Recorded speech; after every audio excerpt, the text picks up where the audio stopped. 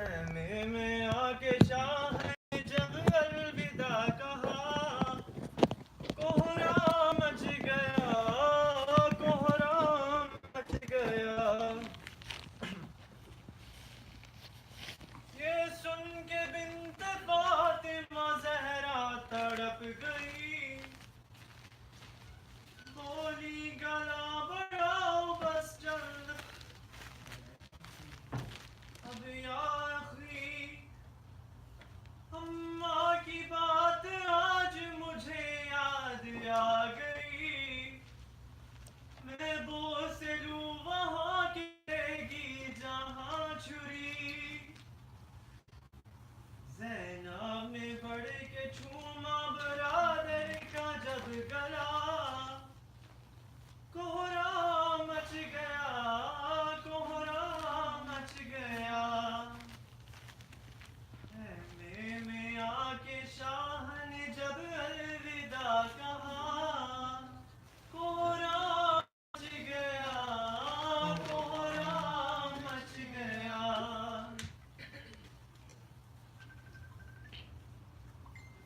बेटी से फिर ये कहने लगे फातिमा का लाल, रहना फूफी के पास रखेंगी तेरा ख्याल। गुर्बत है तुम फूफी से न करना कोई सवाल, वरना तेरे पिदर को बहुत होएगा मलाल। फिर सर पे हाथ रख देने लगे दुआ, कोहरा मच गया, कोहरा मच गया। खैमे में आके शाह ने जो अलविदा कहा, कोहरा मच गया, कोहरा मच गया। अल्लाहुम्मा सल्ली अला मुहम्मद व आले Muhammad.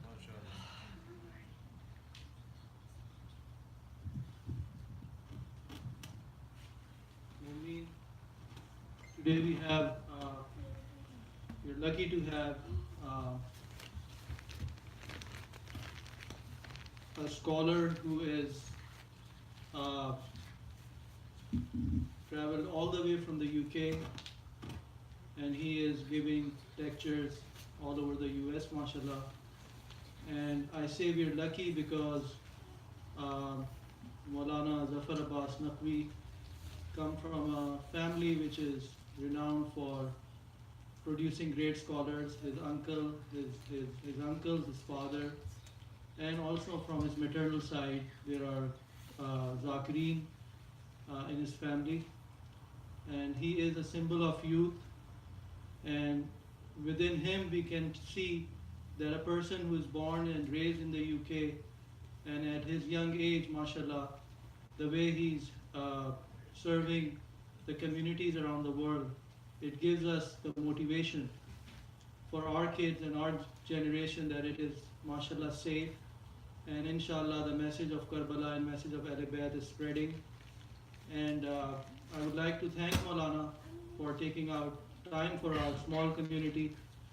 I know he's got a very busy schedule and a lot of centers we're approaching, but we are really thankful to him for taking out time for us.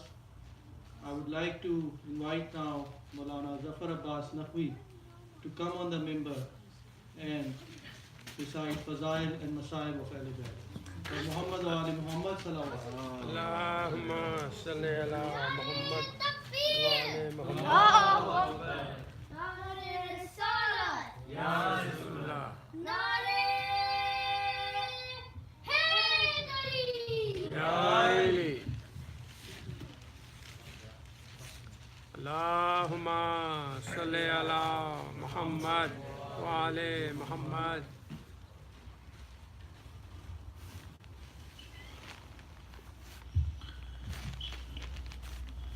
रहिमल्लाहु मन यक़रा अल-फ़ातिहा।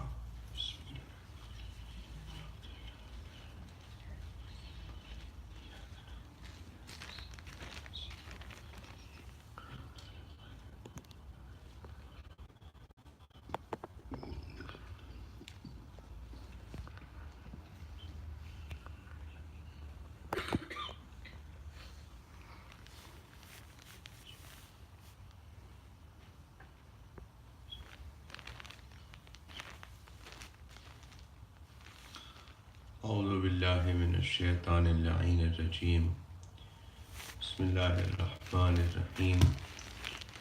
الحمد لله رب العالمين، والصلاة والسلام التحية والإكرام على سيدنا ونبينا وحبيب إله العالمين المخاطب طه وياسين الذين سمي في السماء بأحمد وفي الأرض بأبي القاسم محمد.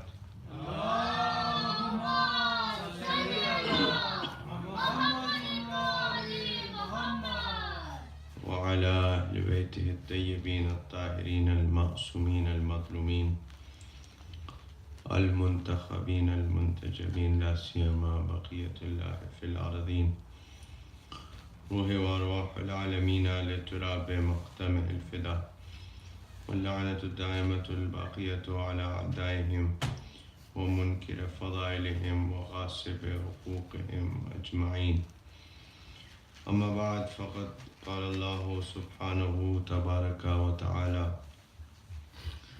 في محكم كتابه ومتقن خطابه: بسم الله الرحمن الرحيم. الله لا إله إلا هو الحي القيوم، لا تأخذه سنة ولا نوم، له ما في السماوات وما في الأرض. من ذا الذي يشفع عنده إلا بإذنه، يعلم ما بين أيديهم وما خلفهم، ولا يحيطون بشيء من علمه إلا بما شاء، وسع كرسيه السماوات والأرض ولا يعوده حفظهما وهو العلي العظيم. لا إكراه في الدين، قد تبين الرشد من الغي، ومن يكفر بالطاغوت ويؤمن بالله فقد استمسك بالعروة الوثقى لا انفصام لها، والله سميع عليم. صلوات على محمد وعلى اللهم صل على محمد وآل محمد. for acceptance of our azah and our actions. Recite another salawat ala Muhammad. اللهم صل على محمد وآل محمد. And to hasten the reappearance of our awaited Imam, recite third loud salawat ala Muhammad wa ala اللهم صل على محمد وآل محمد. Muhammad. The ayat of Holy Quran which I mentioned are from Surah Mubarakah Baqarah, and they're very famous, very well known. It's ayat 255 and 256 of Surah Baqarah. Ayat 255 is known and famous as Ayatul Kursi. Regarding this ayat, there's many narrations from the Holy Prophet and from Ayyimah alayhi salam about its importance.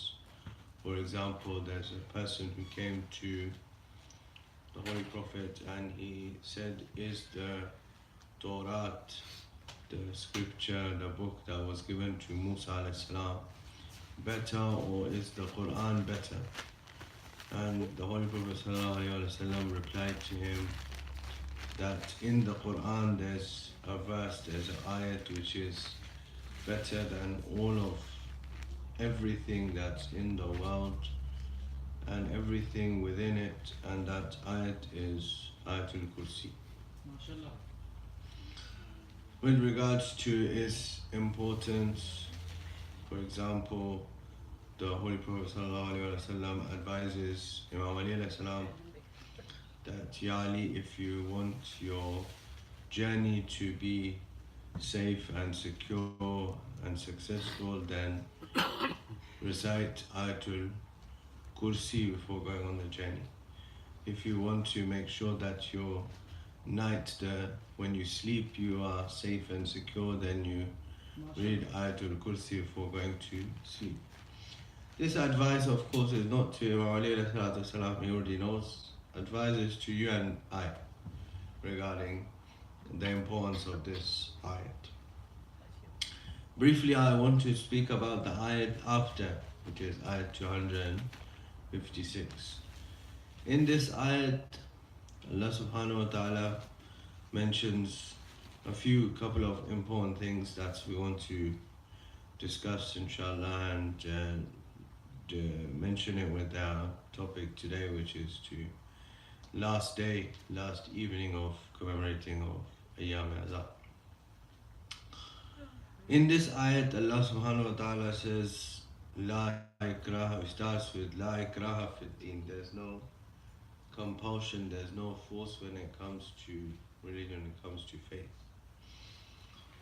Regarding this part of the ayat, sometimes some people use this ayat in a way to defend themselves of not doing something.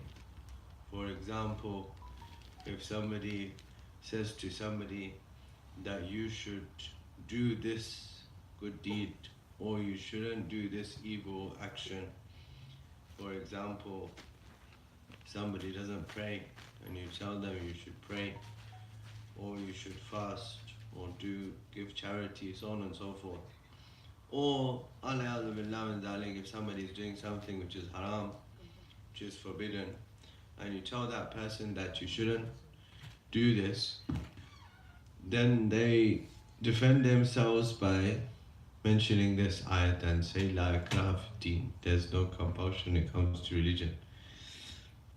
But we need to find out why was this ayat revealed, and is this the right usage of this ayat or not?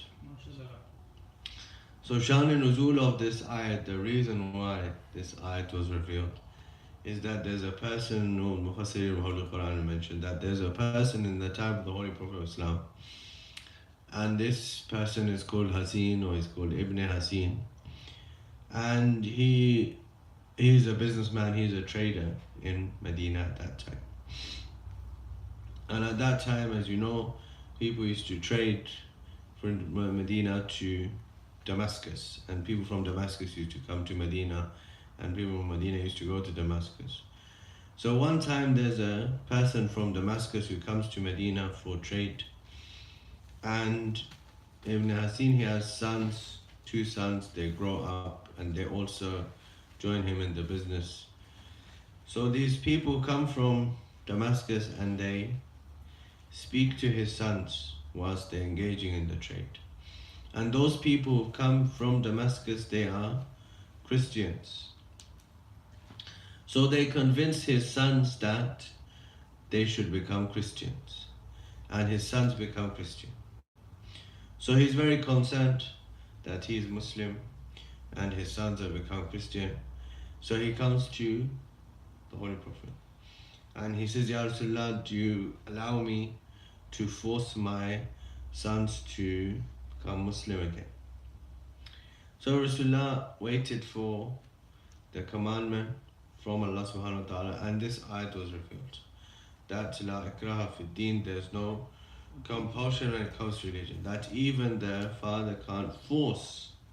Yes, the father has to, or the parents have to encourage and teach their children about the faith, but they can't force. Even Rasulullah says you can't force your sons to become Muslim again. Why? The ayat continues to explain. When we mention part of the ayat only, we have to mention the whole ayat so we know why that's the case. Allah subhanahu wa ta'ala says that there's no compulsion or force when it comes to religion, when it comes to accepting the religion. Why? Because قَدْ تَبَيَّنَ الرُّشْدُ مِنَ الْغَيِّ, because that which is right and that which is true is clear from that which is wrong and that which is false. So therefore there's no need for force.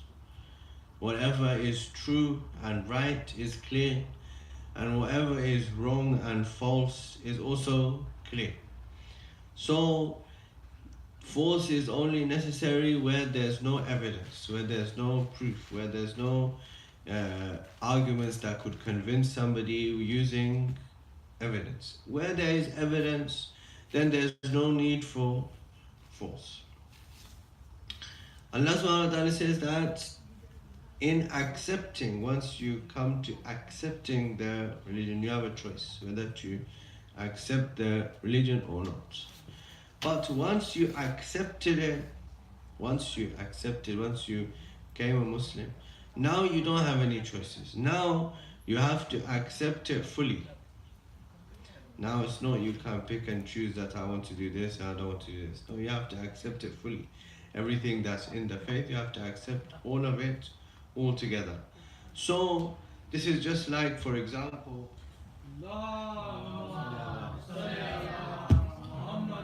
this is just like, for example, when you go to a country and you have to follow all the laws in that country, even if you're a visitor in that country. And if you don't know the law, or if you were not informed, it's not considered a defense that just because you didn't know that you'll be let off. No, it's your responsibility to find out and know and act according to that law when you come to that country. So coming to that country was not necessary. You didn't have to come to that country. But once you came there, once you went there, once you entered into that country, now you have to follow all the laws that that country has prescribed. Similarly is in Islam. You don't have to enter. It's up to you, your choice, whether you want to be a Muslim or not. But once you became a Muslim, once you accepted Islam, then you have to accept all the laws and follow all the commandments that Allah subhanahu wa ta'ala said out.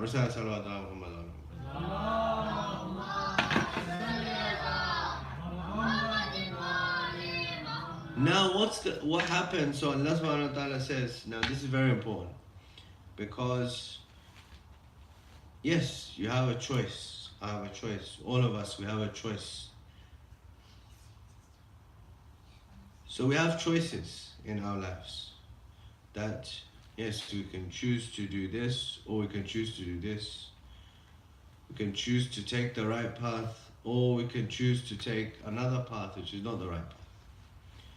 But every single choice that we have, every single choice that we make, those choices would have consequences, would have some result as a result of that choice that we made.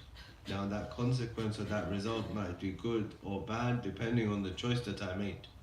So I'm free to make the choice, but I'm not free from the result that's going to come as a result of that choice, the consequence that's going to come as a result of that choice. Because now that I've made that choice, then depending on that choice, the consequence, the result will be in accordance with that choice that I made. So I'm not free from that result. Allah subhanahu wa ta'ala is saying that yes, the right path, the wrong path, they've both been made clear. Now you have to choose. But once you choose, you will not be free from the consequences. What would happen if I take the right path? What's the consequence of that? Obviously, if you take the wrong path, the consequence of that is coming in the following verse after this, in verse 257. But what's the consequence of us if we take the right path? Allah subhanahu wa ta'ala is saying that فَمَنْ يَكْفُرْ بِالطَّاغُوتِ وَيُؤْمِنْ بِاللَّهِ, whoever rejects all the false gods and believes in Allah subhanahu wa ta'ala, فَقَدْ اسْتَمْسَكَ بِالْعُرْوَةِ الْوُثْقَى لَا انْفِصَامَ لَهَا, then that person has held on to the firmest handle of Allah subhanahu wa ta'ala, and the quality of this handle is that it will never break. So this is the consequence of taking the right choice, that I would hold on to the firmest handle, and this would never break. Now that means that I have to find out that what is it that I have to do to hold on to the firmest handle. What is the firmest handle that I have to hold on to in order to make sure that I don't break? Now today is Thursday night, and every Thursday night we read the ziyarat of Imam Hussain alayhi salam.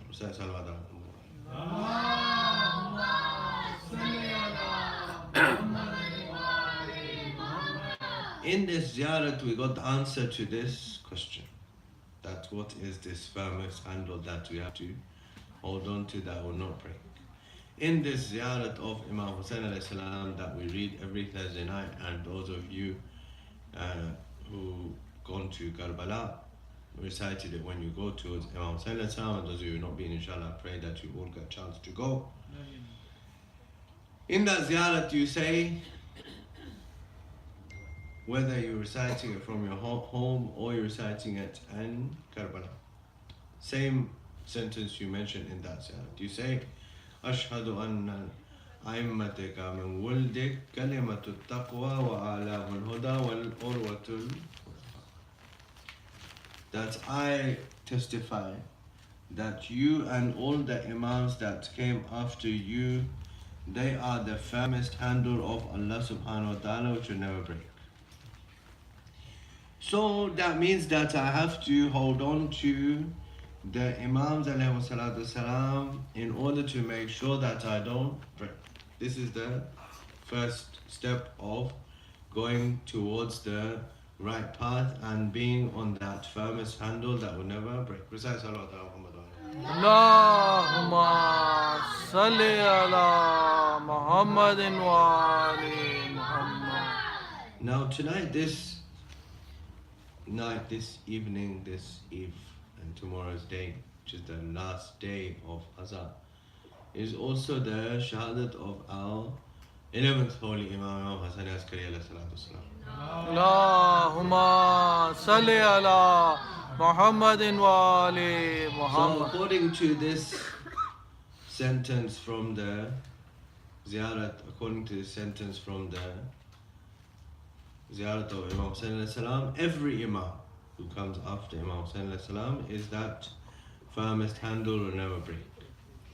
And we want to see in the life of our 11th Imam alayhi salam, how does he demonstrate this example of the person who is the firmest handle. If you hold on to that handle, then it will never break from all aspects. What this means is when you hold on to the firmest handle, you will never break.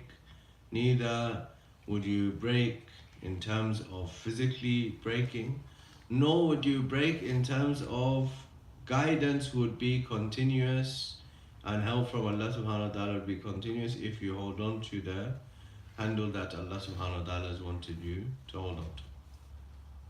The first example of this is when the Imam alayhi salam, his father has come to our 10th holy Imam alayhi salam. He's come to Samarra. Our 10th holy Imam alayhi salatu salam, Imam Ali al-Naqi alayhi salatu salam, lives in Medina. And Medina is far away from, so Medina is what, as you know, is in Hijaz, it's where the Holy Prophet of Islam is buried, and all the Aimma alayhi salam are from Medina. This is where they originally lived. Samarra is the new capital of the Abbasid Empire, who were the Khalifas or the kings of that time. And Khalifas want the Imam to be near them so they can watch who's coming to see the Imam, who's visiting the Imam, and what are they doing. So he calls 10th Holy Imam alayhi salam from Medina to Samarra. Those of you who've been for ziyarat, when you go there for ziyarat, this is the first thing they tell you. That place where our 10th and 11th Holy Imams are buried in Samarra is very unique.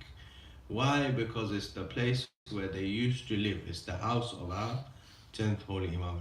And unlike all the other shrines where the Imams are buried far away from the places where they used to live, in Samarra, this is the place where Imam salam used to live, and where this particular story that I'm about to mention to you takes place. So 10th Holy Imam salam, he lives there.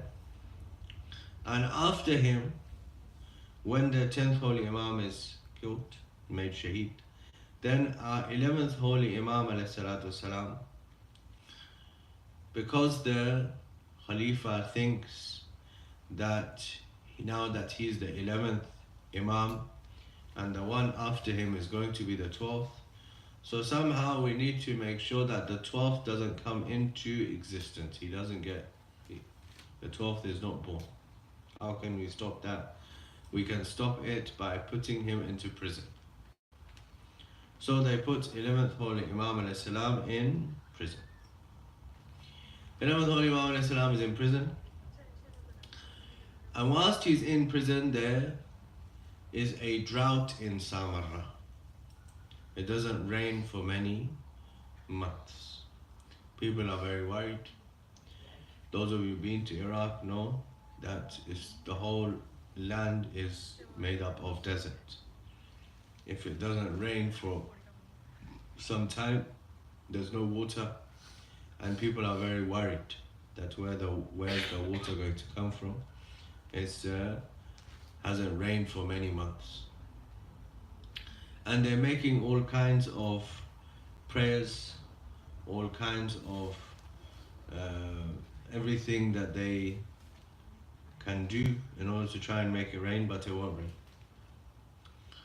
Then there's a person who comes from outside of Samarra, and he comes there and he prays.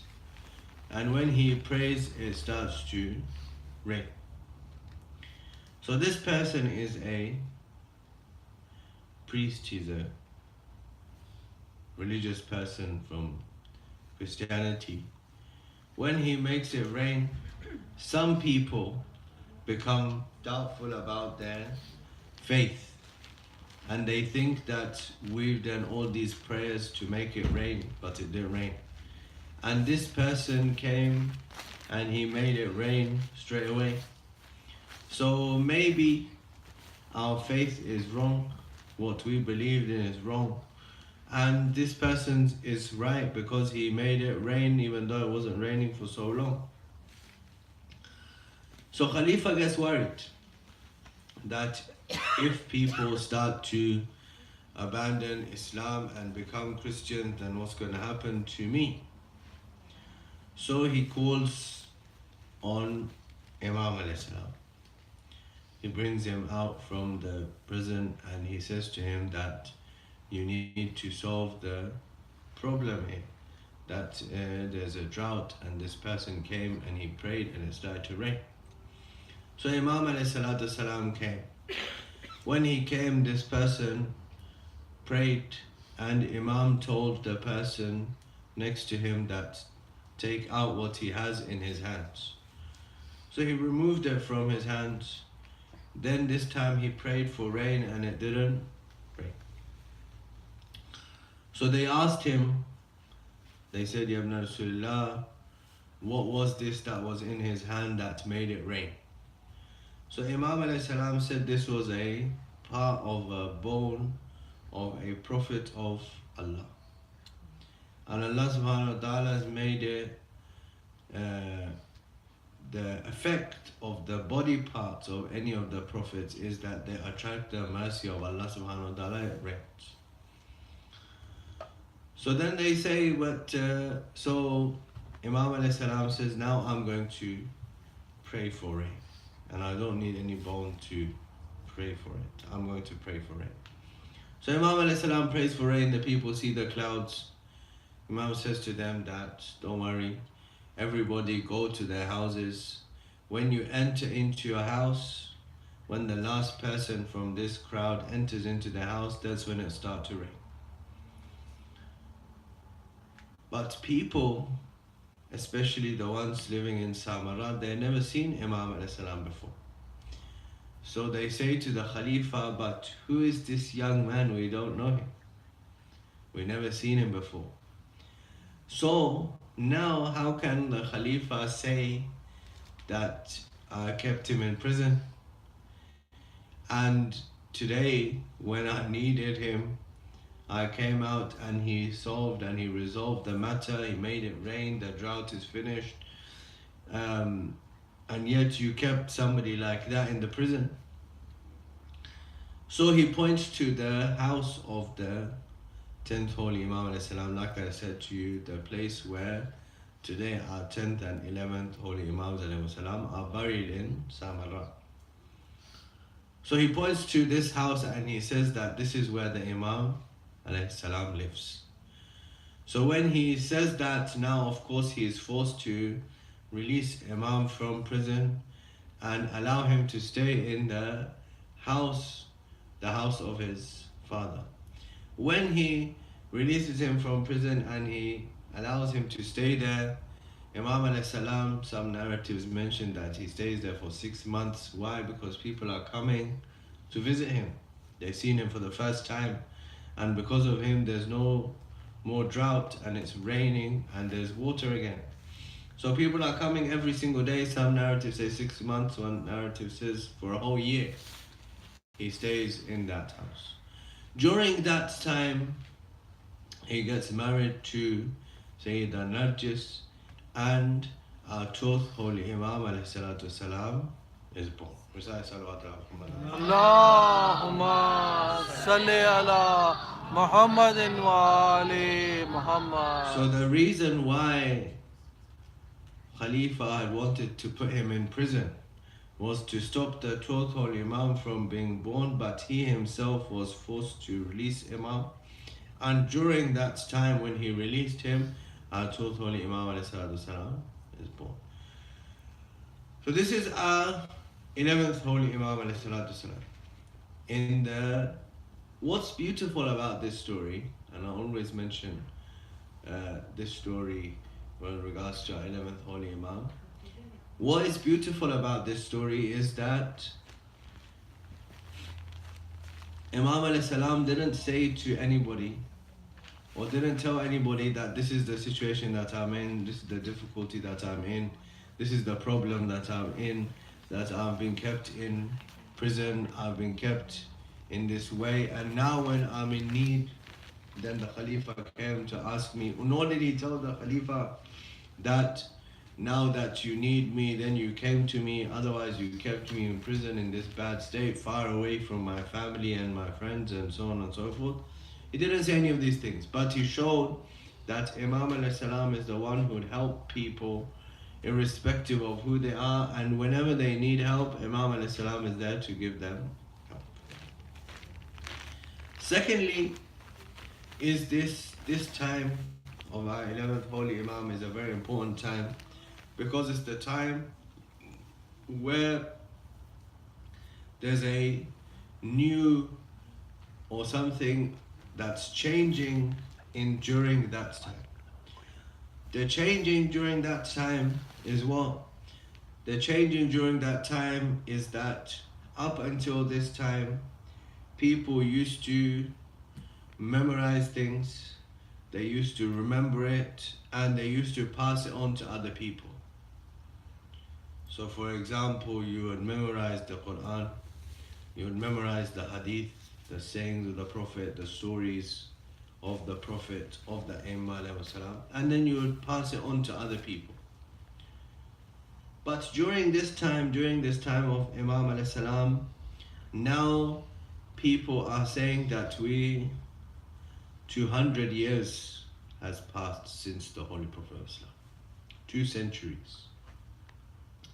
So they say now it's time that we don't just rely on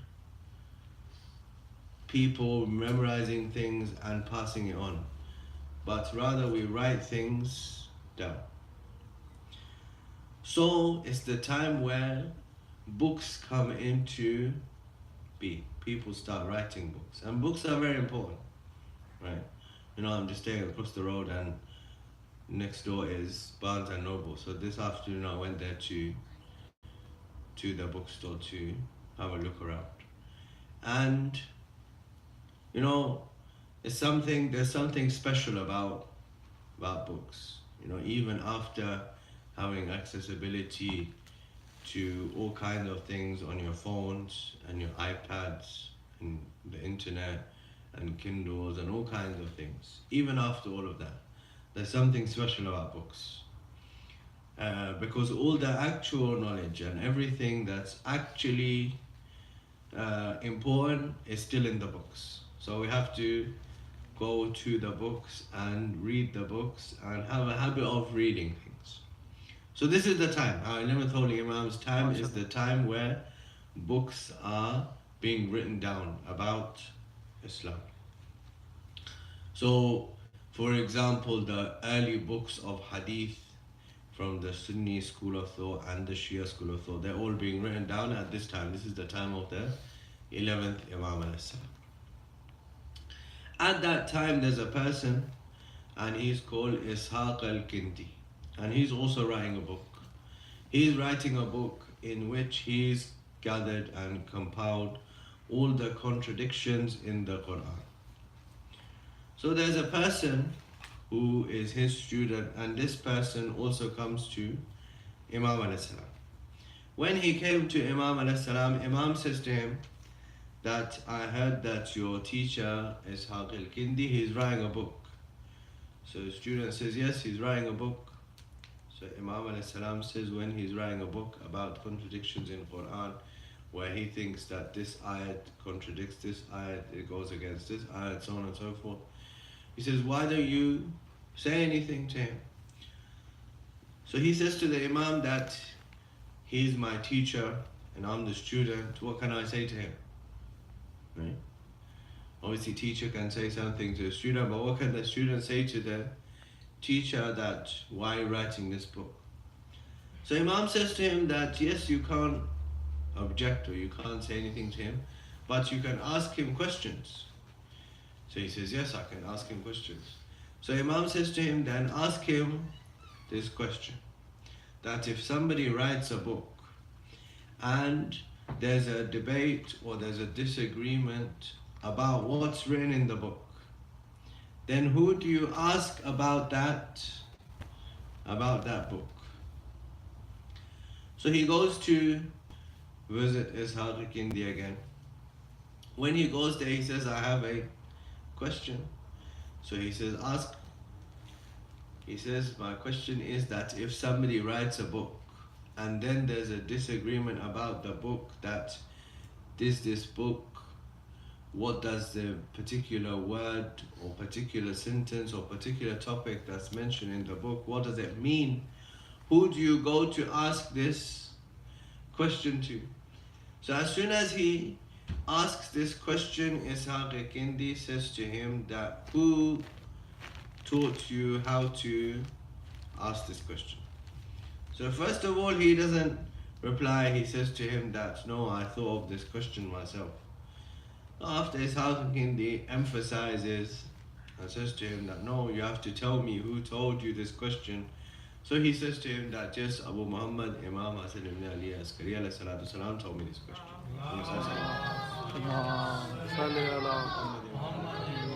When he says this, Ishaq al-Kindi says to him that you're right. I know that you couldn't come up with this because I couldn't come up with it. So how could you come up with it? And this question could only be asked